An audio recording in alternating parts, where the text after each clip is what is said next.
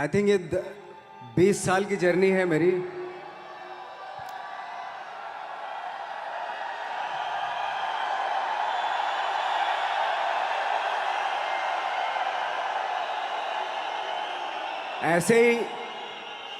ऐसे जब 20 साल पहले मैं खड़ा हुआ था ऐसे किसी ऑफिस में जाके, तो मुझसे पूछा गया था कि क्या है। किसी डायरेक्टर के असिस्टेंट ने पूछा था क्या है। मैंने कहा एक्टर हैं। बोले दिखने से तो लगते नहीं हो एक्टर हो। तो क्या होता था कि इंडस्ट्री में हमेशा ये चलन था कि एक्टर हीरो जो होता है वो 6 फुट का होता है और गोरा होता है और लंबा चौड़ा बल्ले छल्ले होते हैं। मतलब हम तो बस ऐसे ही चले गए थे, ऐसा ऐसा ऐसा समझता था वो। और शिप्रा, मैं ये आपको यकीन दिलाना चाहता हूँ इस चीज़ का कि मेरे खुद के रिश्तेदारों ने भी, जब मैंने उनसे इच्छा जाहिर की कि मैं एक्टर बनना चाहता हूँ, तो उन्होंने भी मुझे डीमोरलाइज किया कि पहले शक्ल तो देख ले अपनी। क्योंकि 5 फुट का छोटा पतला दुबला सा आदमी, काला कलूटा, मुझे खुद को पता नहीं था कि इंडस्ट्री में मेरा क्या हाल होगा। बट एक जिद थी, एक जिद थी। और हजारों लाखों, मतलब सालों साल से इंडस्ट्री में सिर्फ यही चलन था कि एक्टर तो, हीरो तो जो है ऐसा होता है। लेकिन सब ऑड सिचुएशंस के बावजूद भी गए। लेकिन एक चीज़ मेरे दिमाग में थी कि जो सब कर रहे हैं वो नहीं करना है, तो अलग क्या करूं, अलग क्या होना चाहिए। उसके लिए ट्रेनिंग की ज़रूरत थी, जो मैंने नेशनल स्कूल ऑफ ड्रामा में आके ट्रेनिंग ली। 3 साल मैंने एक्टिंग की पढ़ाई की वहाँ पे, और अपनी एक क्राफ्ट के बारे में समझा कि एक्चुअली इस पर्सनैलिटी में अगर मैं लोगों को इम्प्रेस करना चाहता हूँ, उसके लिए एजुकेशन की बहुत ज़रूरत है। या जो भी आप काम कर रहे हो उसमें क्राफ्ट, उसका एक्सपर्ट होना बहुत ज़रूरी होता है। ऐसे ही हवा में नहीं कि जैसे पहले होता था, अरे यार तो बहुत खूबसूरत दिखता है, फिल्मों में जाके काम करना शुरू कर दे। ऐसा नहीं, किसी चीज़ को बारीकी से जानना, उसके लिए ट्रेनिंग की, एक्सपर्ट्स की, एक्सपीरियंस की ज़रूरत होती है। तो मैंने ट्रेनिंग ली नेशनल स्कूल ऑफ ड्रामा से, और 2000 में मैं पहुंच गया मुंबई। मुंबई पहुंचने के बाद जब हम किसी ऑफिस में जाते थे, आई थिंक उससे पहले चलन नहीं था बिल्कुल भी। हम लोग गए, जैसे मैंने बताया कि ऑफिस में खड़े हो के, भाई हम एक्टर हैं, काम दोगे क्या। तो बोले पहले हुलिया तो देख अपना तू। तो ये हर बार सुनने के लिए मिलता था, और वो बात भी सही थी। क्योंकि उससे पहले कभी कोई आपने देखा नहीं होगा कोई इतना बड़ा, कोई इतनी सी पर्सनैलिटी का 5 फुट 6 इंच का आदमी, पतला दुबला सा मरियल सा, कि कभी ये इस तरह के लोग एक्टर भी बन सकते हैं, हीरो भी बन सकते हैं, स्टार भी बन सकते हैं। ऐसा चलन था ही नहीं। मैं कॉन्फिडेंट था बिकॉज ऑफ माई ट्रेनिंग। मैंने ट्रेनिंग ली थी और अपनी क्राफ्ट के बारे में बहुत अच्छे से जानता था मैं, और उस चीज़ का सिर्फ कॉन्फिडेंस था मुझे कि आज नहीं तो कल, कल नहीं तो परसों, या 10 साल या 20 साल या 30 साल, 30 साल के बाद नंबर ज़रूर आएगा मेरा। मैंने कभी भी अपने को टारगेट नहीं किया, टारगेट नहीं दिया मैंने कि अगर 2 साल ट्राई करके देखता हूँ उसमें, अगर हो गया तो ठीक है, वरना कोई दूसरा फील्ड अपना लूँगा। ऐसा कभी नहीं। जिस चीज़ का पैशन होता है, जज्बा होता है, अगर आप दिल से चाह लो ना, तो पूरी दुनिया झुक जाती है उसके ऊपर। उसको पूरा करने के लिए पूरी कायनात एक हो जाती है कि इस आदमी की जिद के लिए, इस आदमी की जिद के आगे झुकना पड़ेगा। और पूरी दुनिया झुकती है आपकी जिद के आगे, लेकिन आपको जिद्दी होना पड़ता है। आपको बहुत सारे सेक्रीफाइस भी करने पड़ते हैं, क्योंकि ये आपने चाहा है। परीक्षा देनी पड़ती है आपको, जितना बड़ा इम्तहान होगा उतनी बड़ी परीक्षा भी देनी पड़ेगी। आसान काम नहीं है। छोटे छोटे टारगेट बनाएंगे तो छोटों में निपटारा हो जाएगा। हमेशा अपने आप को टारगेट बढ़ा दो। तो उसके लिए हमेशा अपने आप को अनकंफर्ट जोन में डालो, कि जो इम्पॉसिबल है उसको पॉसिबल करने की शिद्दत, पैशन आपके अंदर होना चाहिए, वो हो जाता है। आज जो दुनिया में इतने सारे एक्सपेरिमेंट हुए हैं, ये सिर्फ इसी बिना पे हुए हैं, पागलपन के जरिए ही हुए हैं ये सारे एक्सपेरिमेंट। एक एक मैंने कहीं सुना था कि जब आप एक्सपेरिमेंट करते हैं तो फेलियर भी होते हैं, कई बार फेलियर होते हैं। कोई एक एक्सपेरिमेंट करने के लिए, कोई एक चीज़ करने के लिए बहुत बार हमने भी झेला है, बहुत बार फेलियर हुए हम लोग। लेकिन एटलीस्ट हमें इतने सारे फेलियर होने से इतने तरीके पता चले कि इन तरीकों से सक्सेस नहीं मिल सकती। फॉर एग्जाम्पल, एडिसन ने जब बल्ब का आविष्कार किया तो 100 बार एक्सपेरिमेंट किए अपनी ज़िंदगी में। 100 बार एक्सपेरिमेंट करने के बाद जब उसको पता चला कि अरे फॉर्मूला तो ये था बल्ब बनाने का, तो एटलीस्ट उसको ये, उसके साथ साथ उसको ये भी पता चला कि 100 जो तरीके हैं, 100 तरीकों से बल्ब नहीं बनता, ये भी पता चला उन फेलियर्स में उसको।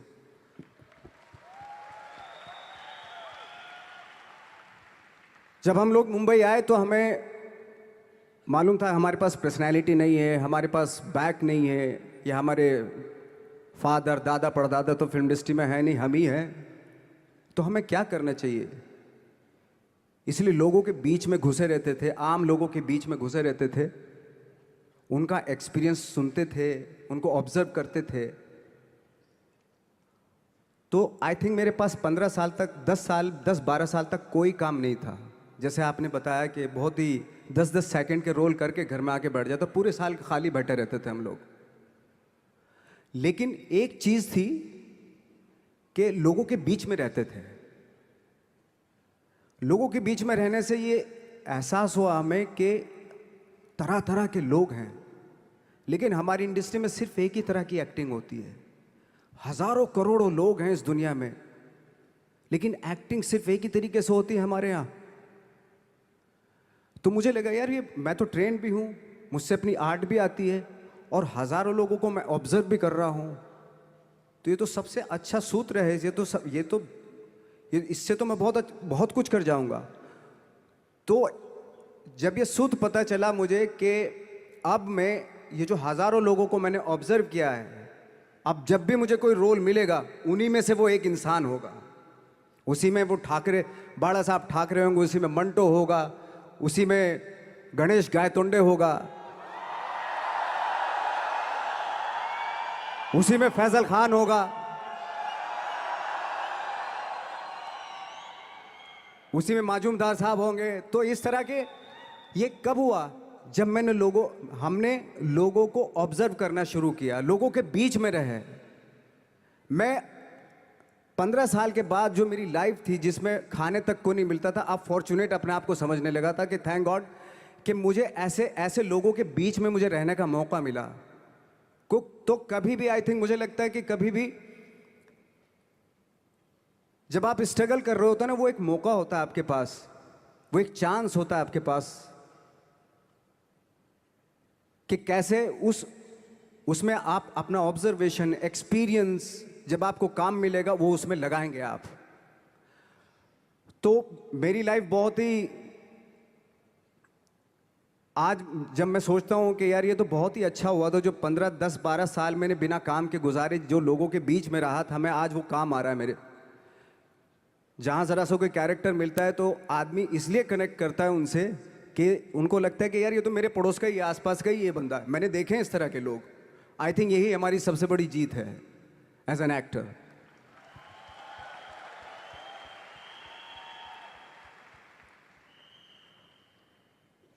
ऑफ कोर्स स्ट्रगल में बहुत सारी चीज़ें सेक्रीफाइस करनी पड़ती हैं, क्योंकि खुजली आपको हुई है, आप ही को मिटानी पड़ेगी। यू नो, आप जो आप हैं वो आपने बनना चाहा था, और अगर डिसअपॉइंटमेंट आ रहे हैं तो आप तो कंप्लेन भी नहीं कर सकते, क्योंकि आप ही ने चाहा था ये बनना।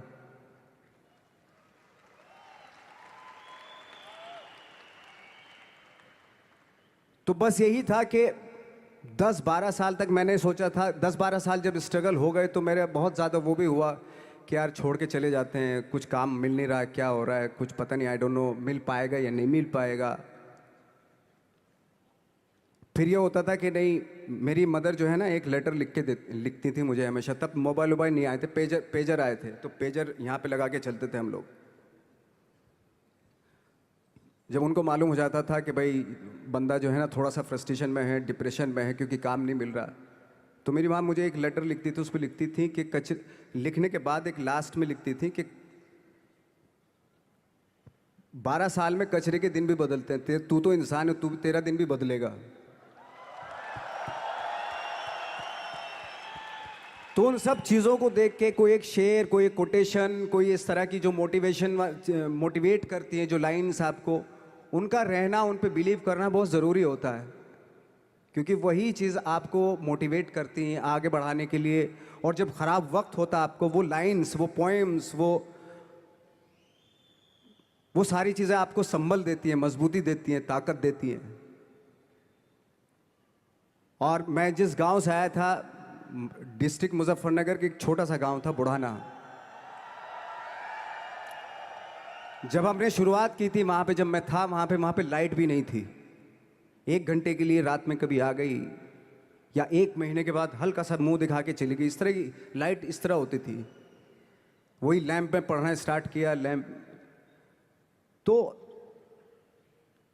छोटे से गांव से आने के बावजूद फिर दिल्ली मतलब छोटा सा, उससे बड़ा शहर भी हमें ऐसा लगता था पता नहीं क्या है, मतलब डर लगता था।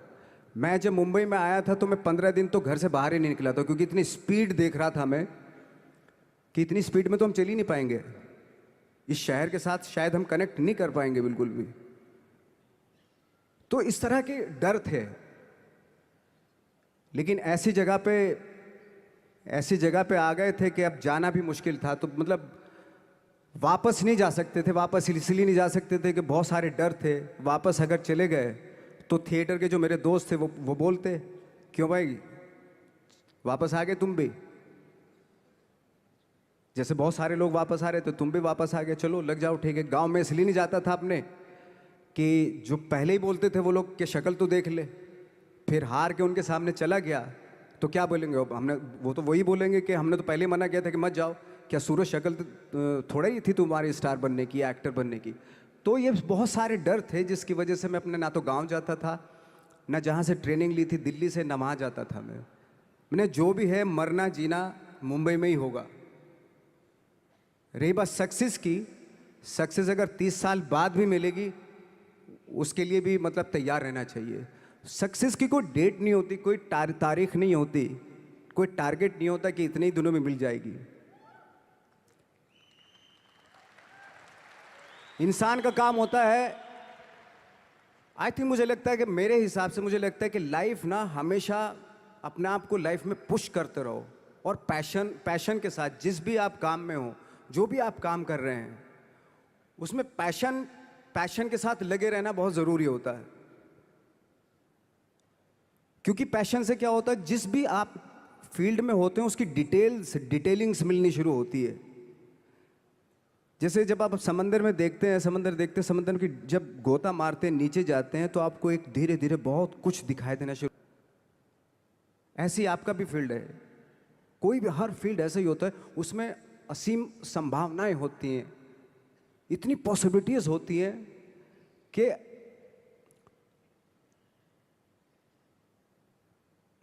आई थिंक दुनिया का हर काम में इतनी सिर्फ अगर एक दर्जी है पैंट सीता है, 1000 तरीके की पैंट सी सकता है वो, अगर वो चाहे तो।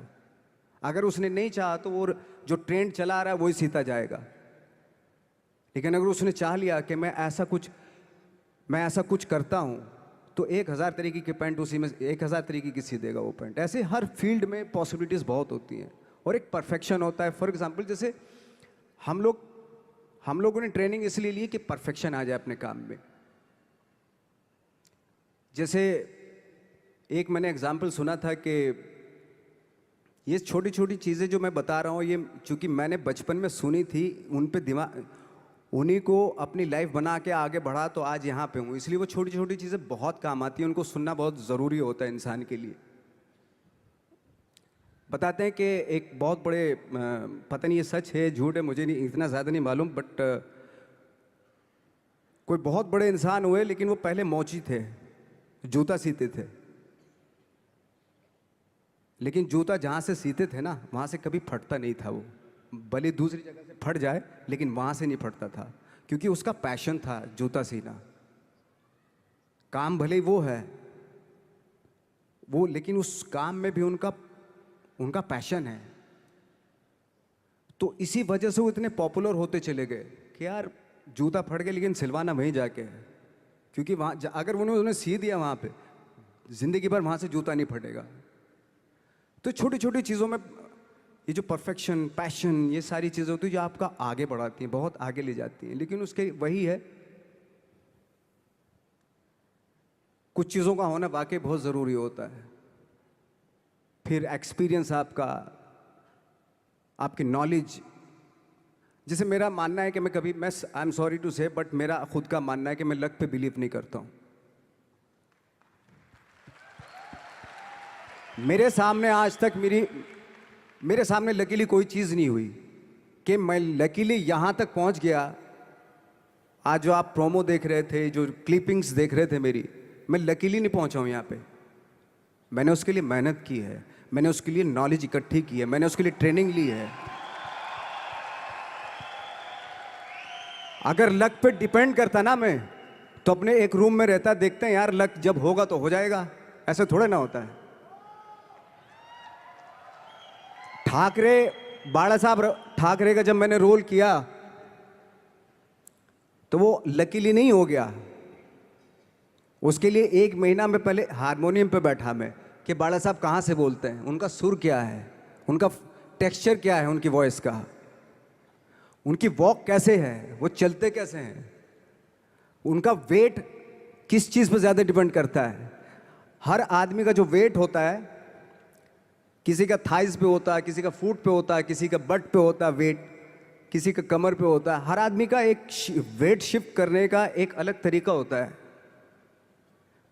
तो हम लोग इतनी डिटेल में जाते थे कि बाड़ा साहब किन चीज़ों पे वेट कर रख के चलते हैं, ऐसे चलते हैं, कोई या तो ऐसे चलते हैं या ऐसे चलते हैं, ये इस तरह की बहुत सारी डिटेल होती हैं। जब आप जाते हैं तो बहुत सारी चीज़ें पता चलते हैं। मेरे सामने इतने चैलेंज थे जब मैं बाड़ा साहब का रोल कर रहा था, तो वो मिमिक्री भी नहीं होनी चाहिए, कॉपी भी ना हो।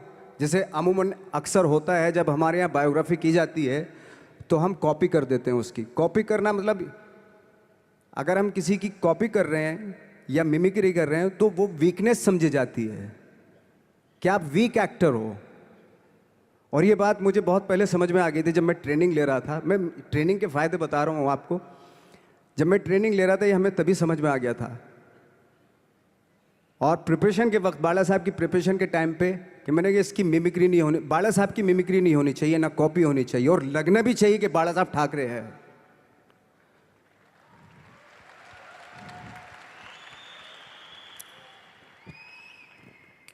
क्योंकि चैलेंज ये था कि हजारों लाखों वीडियोस हैं बाला साहब ठाकरे के, हर आदमी ने देखे हुए हैं, सब ने देखे कि बाला साहब कैसे बोलते हैं, कैसे हाथ को ऐसे ले जाते हैं। एक बार ये हुआ था कि मैं जब इसकी शूटिंग कर रहा था, ठाकरे मूवी की शूटिंग कर रहा था मैं, तो उद्धव साहब ठाकरे जो है वहाँ पे आ गए थे, वैनिटी में बैठे थे मेरे सामने। तो मेरा हाथ ऐसे था, इट्स लाइक दैट। तो बोले आपने हाथ ये ऐसे क्यों रखा हुआ है? मैंने उनका हमेशा ऐसे ही रहता था हाथ तो, और यही वो क्या होता था, वो सिगार पीते थे और सिगार ऐसे पिया जाता है कुछ ऐसे, और इसलिए उनका हाथ हमेशा नॉर्मली भी रहता था तो ऐसे रहता था। और यहीं से जब स्पीच देते थे यहीं से ये जाता था, जो उनका सिग्नेचर वो जेस्चर था। तो वो शॉक्ड हो गए कि इतनी डिटेलिंग आपने ली है। तो जब फिल्म देखी उन्होंने, तो फिल्म देखने के बाद उनको रियलाइज़ हुआ कि वाकई बहुत स्टडी की है नवाज ने उनके बाड़ा साहब के ऊपर। तो मुझे खुशी हुई थी कि थैंक गॉड कि ये सारा किस लिए हो रहा है, पैशन की वजह से हो रहा है। एक पैशन है, उसके बाद आपका एक्सपीरियंस है, आपकी नॉलेज है, आपकी ट्रेनिंग है, उससे ये सारी चीज़ें निकलती हैं। लाइक मंटो, ये जितने भी कैरेक्टर्स हुए वो सब हवा में नहीं हुए या लकीली नहीं हो गए। उनके लिए बाकायदा बहुत छोटी छोटी मेहनत की, छोटी छोटी डिटेल इकट्ठी की गई, स्कोर बनाया उसका, उन डिटेल्स का, तब जाके वो कैरेक्टर जो आप देखते हैं वो एक अलग इंसान दिखता है। वो मैंने कभी भी हीरोइज्म या इन सब चीज़ों पे बिलीव नहीं किया।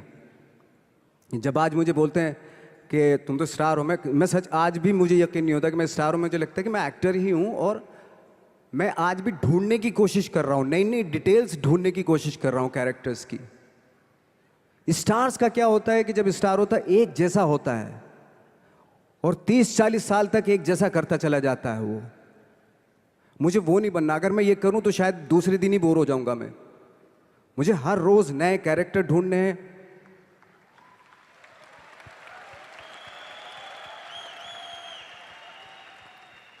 लोगों के बीच में रहना है, क्योंकि लोगों ये बीच में रहने से बहुत सारी चीजें मिलती हैं।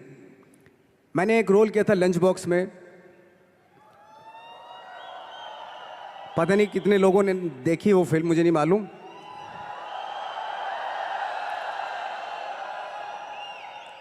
उसका कोइंसिडेंट ऐसा हुआ कि मेरा जो दोस्त था, जो मेरे रूम पार्टनर स्ट्रगल के टाइम पे मेरे साथ रहता था, तो मैंने सेम उसी की डिटेल मार दी उसमें फिल्म में। जब पिक्चर रिलीज हुई तो उसने देखी, उसको लगा अरे ये तो मैं हूं। अब वो भी एक्टर था। उसके बाद जब वो फिल्म इंडस्ट्री में किसी के पास काम मांगने जाता था, तो लोग उसको बोलते थे यार ये ऐसा मत कर, ये नवाज ने कर दिया, कुछ दूसरा कर। तो बोलता हम तो ओरिजिनल में ही ऐसे हैं, उन्होंने हमारा कॉपी किया है। कहने का मतलब ये है कि लोगों के क्या होता है, स्टार्स हमेशा शीशों के घरों में रहना शुरू कर देते हैं। उनको बांद्रा में, उनको मतलब किसी ऐसी जगह पे रहते हुए ये नहीं मालूम कि दूसरी जगह क्या है। अगर आप चाहते हैं रोज हर फिल्म में एक नई पर्सनैलिटी क्रिएट करें, तो लोगों के बीच में रहना पड़ेगा आपको। भले थोड़ी परेशानियां होती हैं, बट रहना पड़ेगा उनके बीच में। मेरा तो ऐसा मानना है।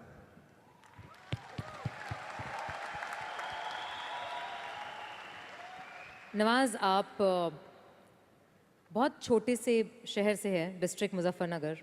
यहाँ पे बहुत सारे लोग ऐसे बैठे हैं जो बहुत सारी सिटीज़ से हैं, actually major cities like Delhi, Bangalore, Hyderabad, Pune, Chennai, Nepal. और इन सब चीज़ों के बीच में बड़े शहरों की बहुत सारी फैसिलिटीज़ हैं, बहुत सारे आराम हैं।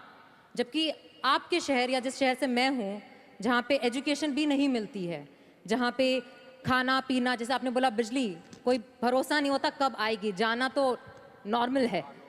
हाँ, तो वहाँ पे उस छोटे से शहर में रह के एक परिवार में जहाँ पे कभी किसी ने एक्टिंग के बारे में दूर दूर तक नहीं सोचा था, और आप 8 भाई बहन हैं, सबके साथ रह के परिवार में परिवार का चीज़ करने की जगह एक अलग से ये जो थॉट आया था अलग से कि मैं एक्टिंग करूँगा, और वो भी काफ़ी दिन बाद, जब आपने जॉब भी कर ली उसके बाद, तो जब वो थॉट आया तो परिवार ने आपको सपोर्ट किया। और अगर रिश्तेदारों ने, जैसे आपने बोला कि कहा, तो आपके दिमाग में उस समय क्या चलता था? मेरे दिमाग में ये तो नहीं आया था कि मुझे एक्टर बनना है, बट इतना ज़रूर था कि कुछ तो नया करना है। क्या करूँगा मुझे नहीं आइडिया था। जो सब लोग करते हैं, जो वो नहीं, कुछ अलग करना है मुझे। लेकिन मुझे ये नहीं मालूम था कि मुझे एक्टिंग करनी है। और इसीलिए मुझे लगता है आज जब मैं सोचता हूँ कि अगर मैं किसी भी फील्ड में होता, एक्टिंग के अलावा किसी भी फील्ड में होता, तो मैं एक्सपेरिमेंटल ज़रूर होता। क्योंकि मुझे आदत थी कि मुझे जो ट्रेंड चल रहा है उसके अगेंस्ट, मैं बहुत ही रिबेलियस किस्म का इंसान हूँ। मैं आज भी हूँ, रहूँगा, क्योंकि मुझे अच्छा लगता है जो ट्रेंड चल रहा होता है उसके अगेंस्ट कुछ काम करना, चाहे मुझे अच्छा लगता है वो। क्योंकि क्या है ना कि जो चलन चल रहा है, आई थिंक उसको बहुत आसान है उस चलन के साथ चलना। उसके अगेंस्ट चलना, उसके लिए सालों लग जाते हैं। बीच बीच में आपको ये भी लगता है कि यार शायद पॉसिबल नहीं है, लेकिन जब पॉसिबल होता है ना, तो तब बड़ा अच्छा लगता है। तब ये जैसे आज मुझे फील हो रहा है ना, तब